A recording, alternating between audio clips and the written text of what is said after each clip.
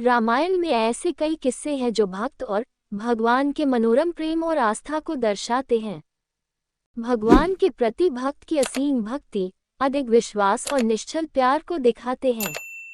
इन्हीं किस्सों में से एक पृष्ठ था माता शबरी और श्री राम का।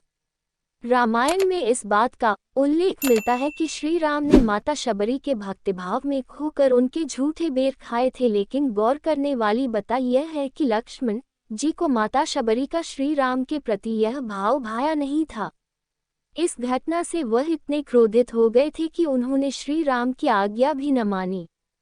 लक्ष्मण भैया ने श्री राम के प्रति अपने अनुशासित लगाव के कारण माता शबरी के भोले प्रेम भाव को न समझा और श्री राम के कहने के बाद भी शबरी के झूठे बेर नहीं खाए।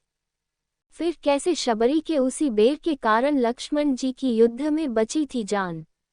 रामायण के अनुसार शबरी माता जब श्री राम को अपने झूठे बेर खिला रही थी, तब श्री राम ने उन बेरों को बड़े ही प्रेम से खाया था और लक्ष्मण जी से बात करने के दौरान उन बेरों को माता सीता द्वारा बनाए गए अनगिनत मिष्ठानों से भी मीठा बताया था।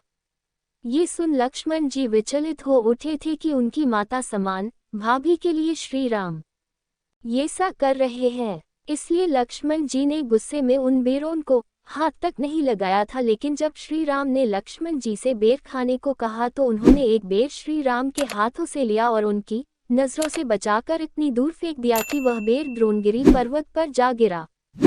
असल में ये श्री राम की लीला ही थी, क्योंकि श्री राम को आगे होने वाली सभी घटनाओं का पता था।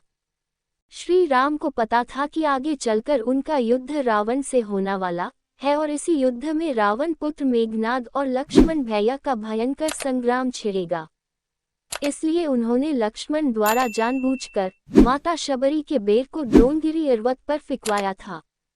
दरअसल माता शबरी का यही बेर श्री राम की महिमा से द्रोणगिरी पर्वत पर संजीवनी बूटी बन गया था।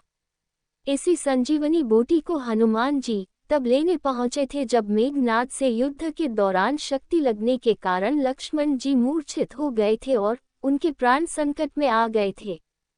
हनुमान जी जब संजीवनी बूटी लाए और उस बूटी के कारण लक्ष्मण जी के प्राण बच गए, तब श्री राम ने लक्ष्मण भैया को इस घटना के माध्यम से प्रेम भक्ति का भाव समझाया और उन्हें प्रेम भक्ति की महिमा बताई।